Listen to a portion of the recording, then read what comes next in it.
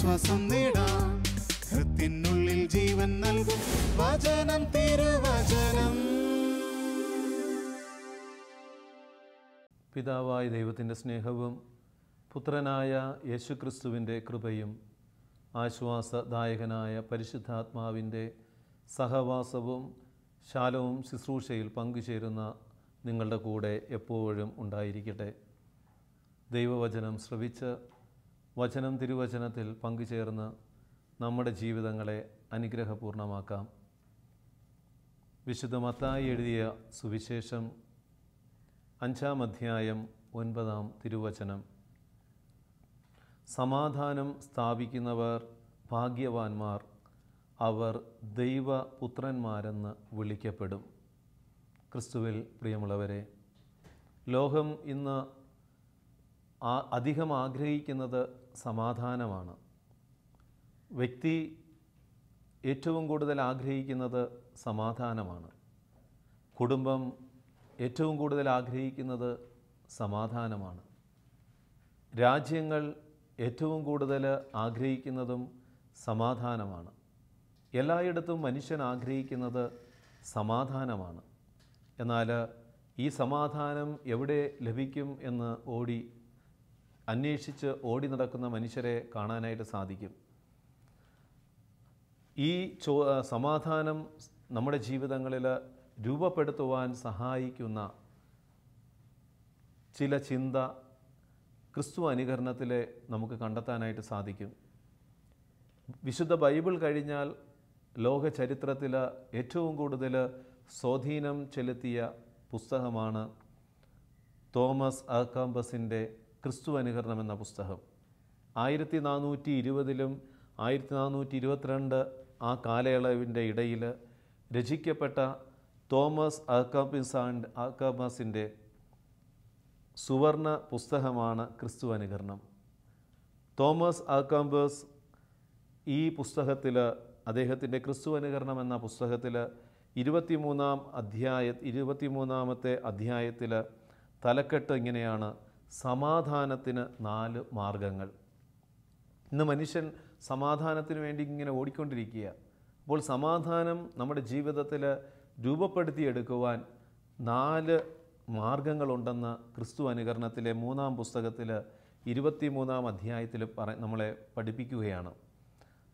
അദ്ദേഹം പറയുന്ന ഒന്നാമത്തെ കാര്യം ഇതാണ്: മകനെ, നിൻ്റെ ഇഷ്ടത്തേക്കാൾ അധികമായി അന്യൻ്റെ ഇഷ്ടം നിറവേറ്റുവാൻ ശ്രമിക്കണം.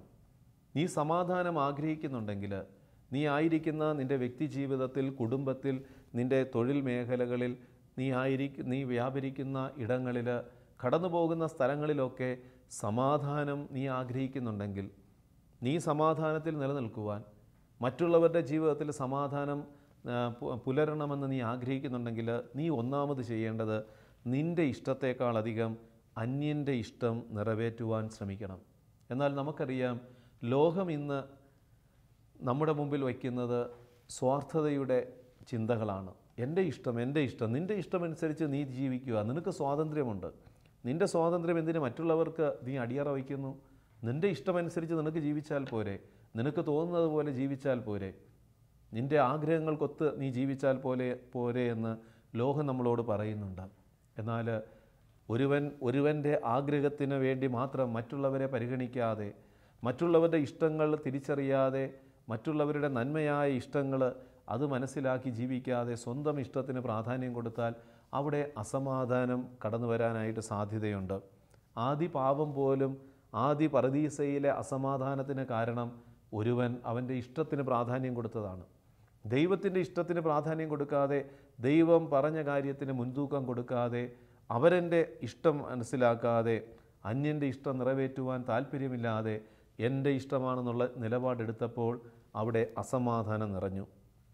കുടുംബജീവിതത്തിലും ഇത് വളരെ അന്വർത്ഥമായൊരു കാര്യമാണ്. ഭാര്യ ഭർത്താക്കന്മാർ, ജീവിത പങ്കാളികൾ പരസ്പരം മറ്റൊരാളുടെ ഇഷ്ടം നിറവേറ്റാനായിട്ടുള്ള വാശിയുണ്ടായിരിക്കണം. ഭാര്യയ്ക്ക് ഭർത്താവിൻ്റെ ഇഷ്ടം നിറവേറ്റണമെന്നുള്ള ഒരു വാശി അനുദിന ജീവിതത്തിൽ എടുക്കുകയാണെങ്കിൽ അവിടെ സമാധാനം പുലരും. അതല്ലാതെ ഭർത്താവിൻ്റെ ഇഷ്ടം ഭാര്യയ്ക്ക് പറ്റില്ല എന്ന് പറഞ്ഞാൽ, ഭാര്യയുടെ ഇഷ്ടം ഭർത്താവിന് പറ്റില്ല എന്ന് പറഞ്ഞ് പരസ്പരം സ്പർദ്ധ വന്നു കഴിഞ്ഞാൽ സമാധാനം നഷ്ടപ്പെടും. കുടുംബത്തിലും അത് തന്നെ. മക്കൾ അവരുടെ ഇഷ്ടത്തെക്കാളുപരി മാതാപിതാക്കളുടെ ആ ഇഷ്ടത്തെ ഒന്ന് വിലയുള്ളതായി കരുതാൻ കഴിയണം. അതുപോലെ മാതാപിതാക്കൾ അവരുടെ ഇഷ്ടത്തേക്കാൾ പ്രാധാന്യം മക്കളുടെ ഇഷ്ടം കൂടെ അറിയണമെന്നുള്ള ആഗ്രഹത്തോടെ അവരുടെ ഇഷ്ടം കൂടെ പരിഗണിച്ചാൽ അവിടെ സമാധാനം പുലരും. ഇന്ന് അസമാധാനത്തിന് കാരണം എന്താണ്? എൻ്റെ ഇഷ്ടം നിറവേറ്റാൻ ഞാൻ നിലപാടെടുക്കും. എൻ്റെ ഇഷ്ടത്തിന് വിരുദ്ധമായി ആര് പ്രവർത്തിച്ചാലും എനിക്കവരെ അംഗീകരിക്കാനോ ഉൾക്കൊള്ളാനോ പറ്റുകയില്ല എന്ന് വ്യക്തി സ്വയം സ്വാർത്ഥത വെച്ച് നിലപാടെടുക്കുകയാണ്. അതുകൊണ്ട് ഇന്ന് കുടുംബ ബന്ധങ്ങൾ ശിഥിലമായിക്കൊണ്ടിരിക്കുന്നു. ഒരുമിച്ച് ജീവിക്കാമെന്ന് പരസ്പരം വിശ്വസ്തയോടെ ജീവിക്കാമെന്നൊക്കെ വാക്കുകൊടുത്തിട്ട് അൾത്താരയുടെ മുന്നിൽ വെച്ച് കരം പിടിച്ച് ജീവിത അവസാനം വരെ ഒരുമിച്ച് സന്തോഷത്തോടെ ജീവിക്കാമെന്നും വിശ്വസ്തയോടെ ജീവിക്കാമെന്നും പരസ്പരം അംഗീകരിച്ച് സ്നേഹിച്ച് മരണം വരെ വിശ്വസ്ത പുലർത്താമെന്നൊക്കെ പറഞ്ഞിട്ട് ഇറങ്ങി പുറപ്പെട്ടിട്ട് പരസ്പരമുള്ള ഇഷ്ടങ്ങൾ അതിന് വാശിയോടെ നിലപാടെടുക്കാതെ എൻ്റെ ഭർത്താവിൻ്റെ ഇഷ്ടമാണ് എനിക്ക് വലുതെന്നുള്ള ചിന്ത ഭാര്യ നഷ്ടപ്പെടുത്തുമ്പോൾ, ഭാര്യയുടെ ഇഷ്ടമാണ് എനിക്ക് വലുതെന്ന് ഭർത്താവ് നിലപാടെടുക്കാതിരിക്കുമ്പോൾ അവിടെ പിശാചിൻ്റെ ആധിപത്യം പുലരും.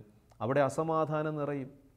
ജീവിതത്തിൽ ഇന്ന് പല തലങ്ങളിലും ഇന്ന് പ്രശ്നങ്ങൾ വർദ്ധിച്ചുകൊണ്ടിരിക്കുകയാണ്.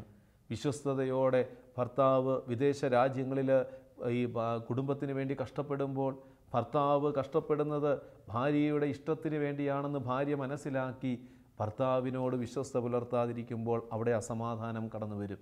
വീണ്ടും നമ്മൾ കാണുന്നുണ്ട് ക്രിസ്തു അനുകരണത്തിൽ രണ്ടാമത് പറയുന്നത്, അധികമുള്ളത് തള്ളി സദാ കുറഞ്ഞത് തിരഞ്ഞെടുക്കുക. നിൻ്റെ ജീവിതത്തിൽ സമാധാനം നീ ആഗ്രഹിക്കുന്നുണ്ടെങ്കിൽ നിൻ്റെ ജീവിതത്തിൽ അധികമുള്ളത് തള്ളി സദാ കുറഞ്ഞത് തിരഞ്ഞെടുക്കുക. അധികമുള്ളത് തിരഞ്ഞെടുക്കാനാണ് മനുഷ്യൻ ഇന്ന് ആഗ്രഹിക്കുന്നത്. എവിടെ കൂടുതൽ കിട്ടും അത് തിരഞ്ഞെടുക്കാനായിട്ട് മനുഷ്യൻ ഇന്ന് ഓടിക്കൊണ്ടിരിക്കുകയാണ്.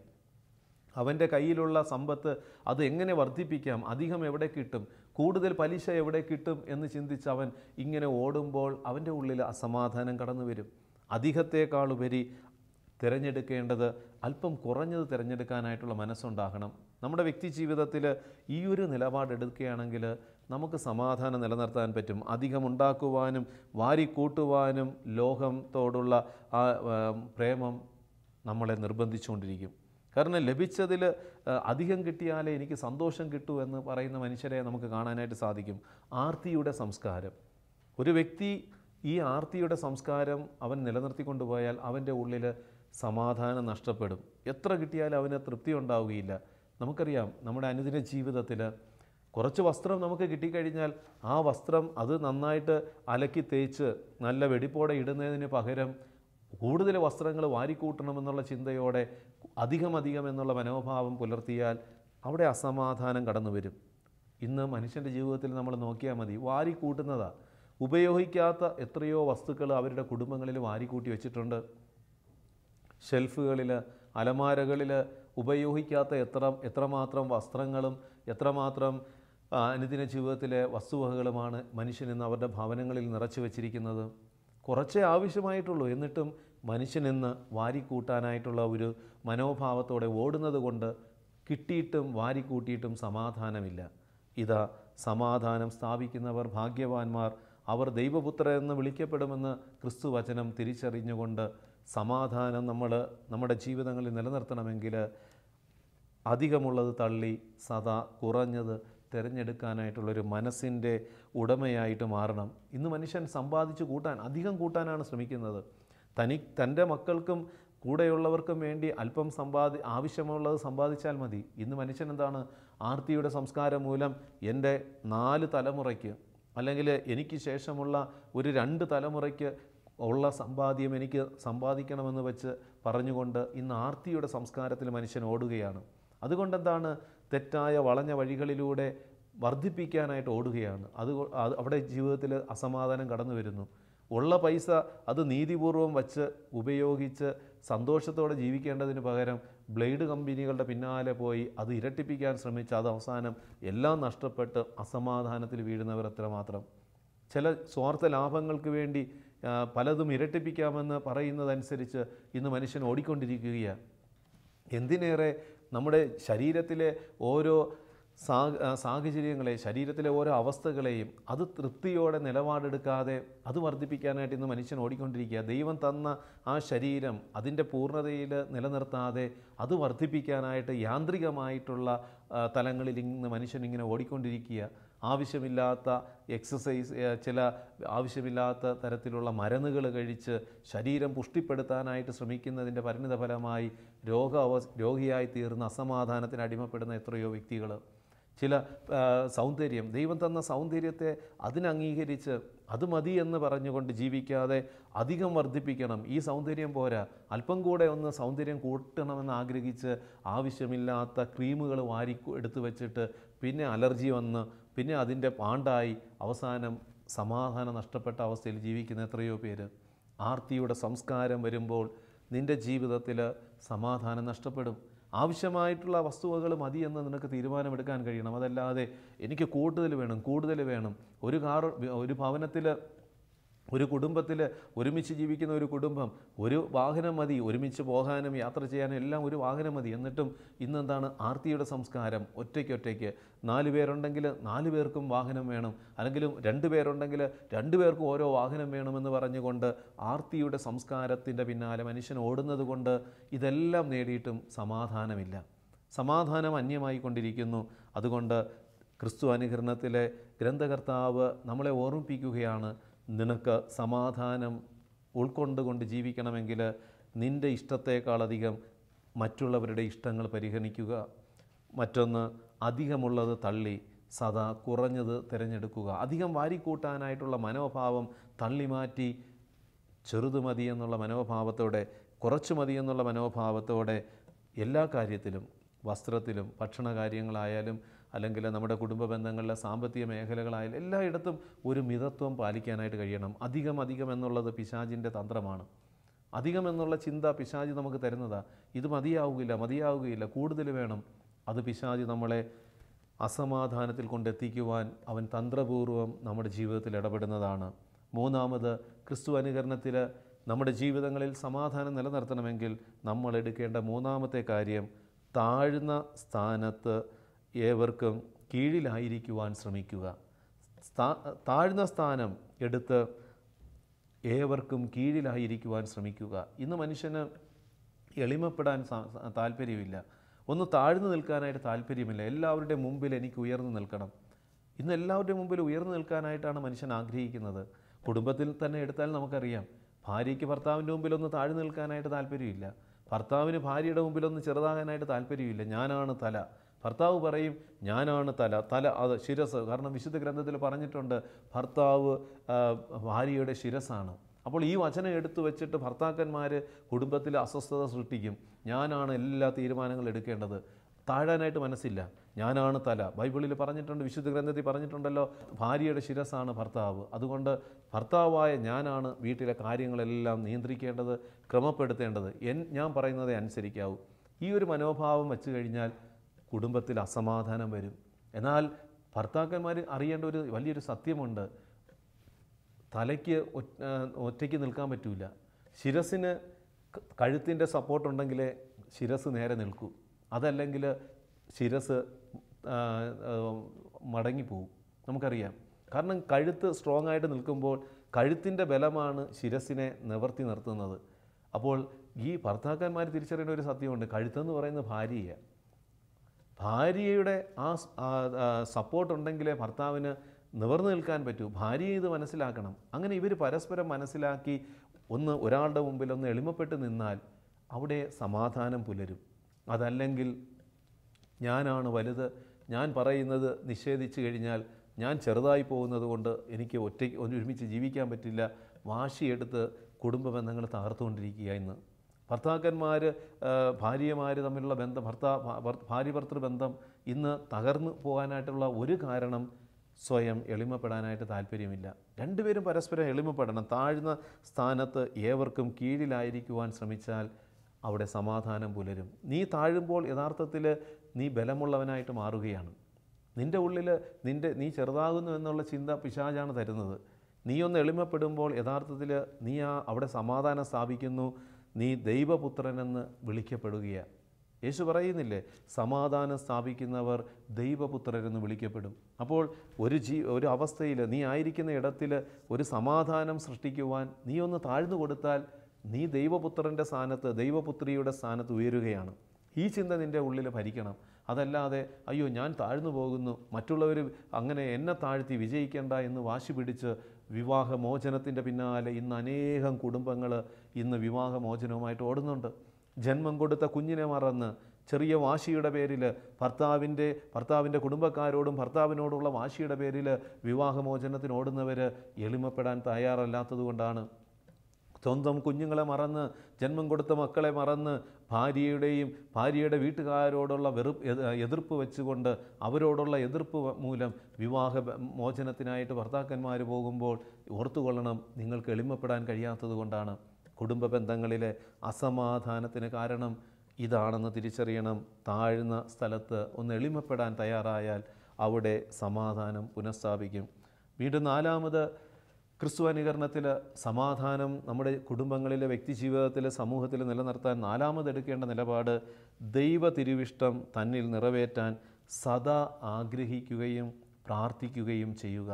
ദൈവത്തിൻ്റെ ഇഷ്ടം നിറവേറണമെന്നുള്ള ആഗ്രഹവും പ്രാർത്ഥനയും ഒരു വ്യക്തിയുടെ നിരന്തരം നിലനിർത്തിയാൽ ആ വ്യക്തിക്ക് സമാധാനം അനുഭവിക്കാൻ പറ്റും.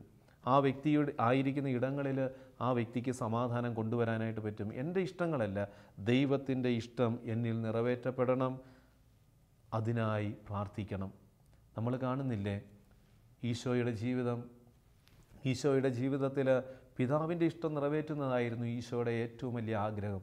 അതുകൊണ്ട് തന്നെ ഈശോ എപ്പോഴും ശാന്തനായിരുന്നു. അതുകൊണ്ട് ഈശോയ്ക്ക് പറയാൻ സാധിച്ചു, ഞാൻ ശാന്തശീലനും വിനീത ഹൃദയനുമാണ്, എന്നിൽ നിന്ന് പഠിക്കുകയും എന്നിൽ ആശ്വാസം കണ്ടെത്തുകയും ചെയ്യുവിൻ.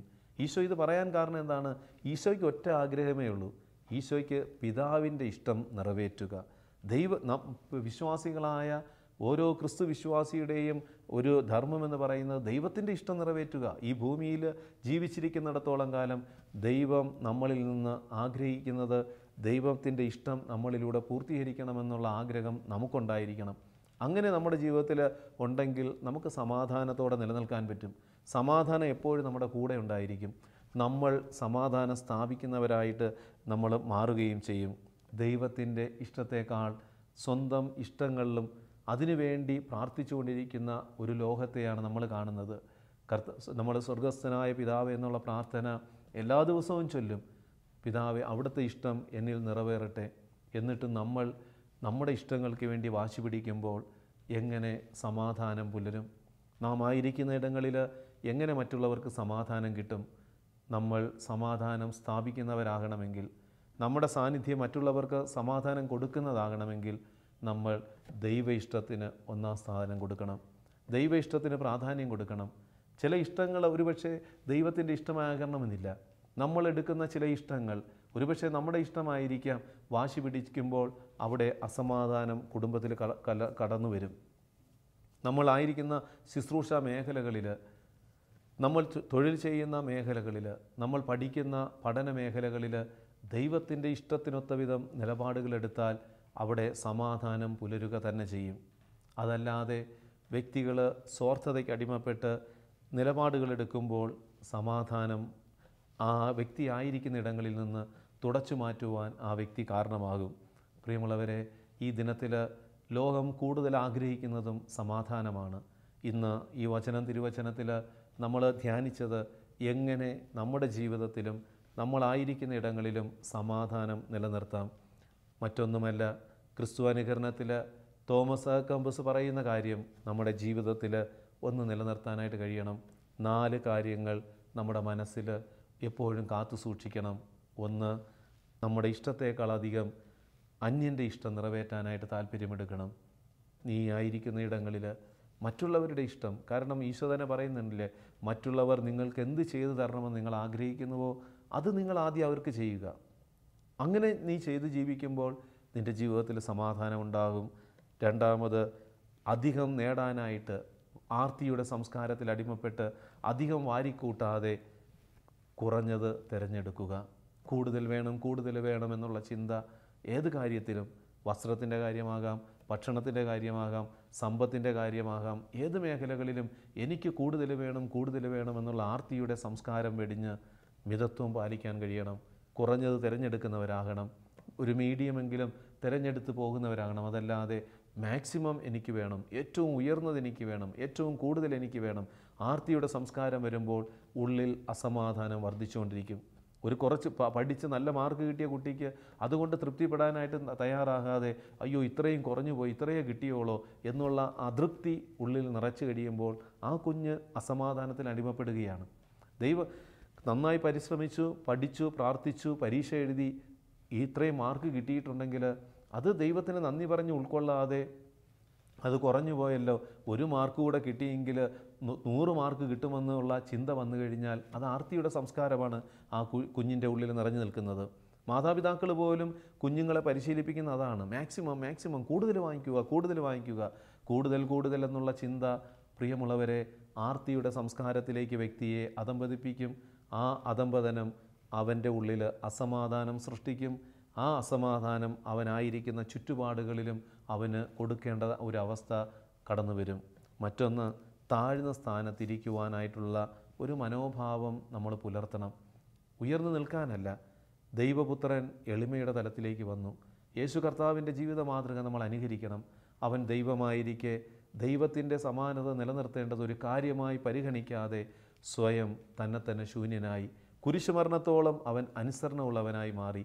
അപ്പോൾ ആ എളിമ നമ്മളും അനുകരിക്കാൻ തയ്യാറായാൽ നമ്മുടെ കുടുംബ ബന്ധങ്ങളിൽ, നമ്മുടെ ശുശ്രൂഷ മേഖലകളിൽ, നമ്മുടെ തൊഴിൽ മേഖലകളിൽ, നമ്മുടെ പഠന മേഖലകളിൽ, നാം കടന്നു പോകുന്ന വഴികളിലൊക്കെ സമാധാനം സ്ഥാപിക്കുന്നവരായിട്ട് നമ്മൾ മാറും. എളിമയുള്ളിടത്തെ ദൈവത്തിൻ്റെ കൃപ ഒഴുകിയിറങ്ങൂ. ആ കൃപയാണ് സമാധാനം നമുക്ക് തരുന്നത്. പരിശുദ്ധാത്മാവിൻ്റെ ആ ഫലങ്ങളിലൊന്നാണ് സമാധാനം. ആ സമാധാനം നമ്മളിൽ നിറയണമെങ്കിൽ നമ്മൾ എളിമയുള്ളവരായിട്ട് മാറണം. എളിമയോടെ മറ്റുള്ളവരുമായിട്ട് ഇടപെടാനായിട്ട് കഴിയണം. 4, ദൈവ ഇഷ്ടത്തിന് പ്രാധാന്യം കൊടുക്കണം. എൻ്റെ ഇഷ്ടമല്ല. ഇന്ന് മനുഷ്യൻ സ്വന്തം ഇഷ്ടമനുസരിച്ച് സ്വന്തം സ്വാർത്ഥതയുടെ വലയത്തിൽ ആ ഭീകരതയിൽ ഇന്ന് ജീവിക്കുക. മറ്റുള്ളവരുടെ ഇഷ്ടങ്ങളൊന്നും എനിക്ക് കാര്യമില്ല. ദൈവത്തിൻ്റെ ഇഷ്ടം പോലെ എനിക്കറിയേണ്ട ആവശ്യമില്ല. ദൈവമുണ്ടോ ഇല്ലയോ അതെനിക്കറിയേണ്ട ആവശ്യമില്ല. ദൈവത്തിൻ്റെ ഇഷ്ടം ദൈവത്തിൻ്റെ കയ്യിലിരുന്നാൽ മതി. എനിക്ക് എൻ്റെ ഇഷ്ടമാണെന്നുള്ള അഹങ്കാരത്തോടെ ഓടുന്ന മനുഷ്യൻ, അത് രാഷ്ട്രത്തിലാകാം, ഏത് തലത്തിലാകാം, അവിടെ അസമാധാനം കടന്നു വരും. ഇന്ന് രാജ്യങ്ങൾ തമ്മിൽ പോലും സ്പർദ്ധയും അസ്വസ്ഥതകളും വർദ്ധിക്കുവാൻ കാരണമെന്താണ്? അവർ ദൈവത്തിൻ്റെ ഇഷ്ടത്തേക്കാൾ സ്വാർത്ഥതയ്ക്ക് അവർ അടിമപ്പെടുന്നു. ദൈവത്തിൻ്റെ ഇഷ്ടത്തിന് പ്രാധാന്യം കൊടുക്കുന്നതിനേക്കാൾ സ്വന്തം മനുഷ്യബുദ്ധിയിൽ ആശ്രയിച്ച് അവൻ്റെ ഇഷ്ടങ്ങൾക്ക് അവൻ പ്രാധാന്യം കൊടുക്കുന്നത് കൊണ്ട് അവനായിരിക്കുന്ന ഇടങ്ങൾ അസമാധാനത്തിൽ തകർന്നുകൊണ്ടിരിക്കുകയാണ്. ഈ ദിനത്തിൽ നമുക്ക് ദൈവത്തോട് പ്രാർത്ഥിക്കാം. കർത്താവിൻ്റെ വചനം നമ്മളുടെ മുമ്പിൽ എപ്പോഴും ഒരു ചിന്താ വിഷയമായിരിക്കട്ടെ. അവിടുന്ന് പറയുകയാണ്, സമാധാനം സ്ഥാപിക്കുന്നവർ ദൈവപുത്രന്മാരെന്ന് വിളിക്കപ്പെടും. ഞാനും നിങ്ങളും ദൈവത്തിൻ്റെ പുത്രനാകുവാനും പുത്രിയാകുവാനും വിളിക്കപ്പെട്ടവരാണ്. അതിന് ഒരേ ഒരു കാര്യം നമ്മുടെ ജീവിതത്തിൽ ലക്ഷ്യം വയ്ക്കണം. എല്ലാവരോടും സമാധാനത്തിൽ വർത്തിക്കുക. ജീവിതത്തിൽ സമാധാനത്തിന് വേണ്ടി നല്ല നിലപാടുകൾ എടുക്കുക. നാം ഈ ധ്യാനത്തിൽ ശ്രവിച്ച തിരുവചനത്തിൽ ശ്രവിച്ച 4 കാര്യങ്ങൾ നമ്മുടെ ജീവിതത്തിൽ സൂക്ഷിച്ച് സമാധാനം സ്ഥാപിക്കുന്നവരാകാം. ദൈവം നമ്മെ അനുഗ്രഹിക്കട്ടെ. ഒരു നിമിഷം നമുക്ക് ദൈവസന്നിധിയിൽ കരങ്ങൾ കൂപ്പി ഒന്ന് പ്രാർത്ഥിക്കാം.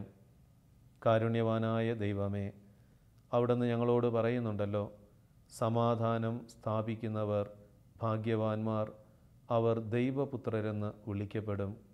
കർത്താവെ, ഞങ്ങൾ ഓരോരുത്തരും വിളിക്കപ്പെട്ടിരിക്കുന്നത് തന്നെ നിൻ്റെ പുത്രനും പുത്രിയുമാകുവാനുമാണല്ലോ. പലപ്പോഴും ഞങ്ങളായിരിക്കുന്ന ഇടങ്ങളിൽ ഭിന്നതയും അസ്വസ്ഥതയും പ്രശ്നങ്ങളും കടന്നു വരുന്നത് ഞങ്ങൾ സമാധാനത്തിന് വേണ്ടി നിലപാടെടുക്കാത്തത് കൊണ്ടാണെന്ന് ഞങ്ങൾ തിരിച്ചറിയുന്നു. ഈ ദിനത്തിൽ ഞങ്ങൾ ശ്രവിച്ച വചനത്തിൻ്റെ അടിസ്ഥാനത്തിൽ എല്ലാവരോടും സമാധാനത്തിൽ വർദ്ധിക്കുവാൻ പരിശുദ്ധാത്മാവിനെ നൽകി ഞങ്ങളെ സഹായിക്കണമേ. ഞങ്ങളുടെ ഇഷ്ടങ്ങളെക്കാളുപരി ദൈവത്തിൻ്റെ ഇഷ്ടത്തിന് പ്രാധാന്യം കൊടുക്കുവാൻ, ഞങ്ങളുടെ ഇഷ്ടങ്ങളെക്കാളുപരി മറ്റുള്ളവരുടെ ഇഷ്ടത്തിന് വില കൊടുക്കുവാൻ, വാരിക്കൂട്ടാതെ ഉള്ളതുകൊണ്ട് തൃപ്തിപ്പെട്ട് ജീവിക്കുവാൻ, ദൈവ ഇഷ്ടത്തിന് മുൻതൂക്കം കൊടുത്ത് തീരുമാനങ്ങളെടുക്കുവാൻ ഞങ്ങളെ അനുഗ്രഹിക്കണമേ. നിത്യം പിതാവും പുത്രനും പരിശുദ്ധാത്മാവുമായ സർവേശ്വര എന്നേക്കും ആമേൻ.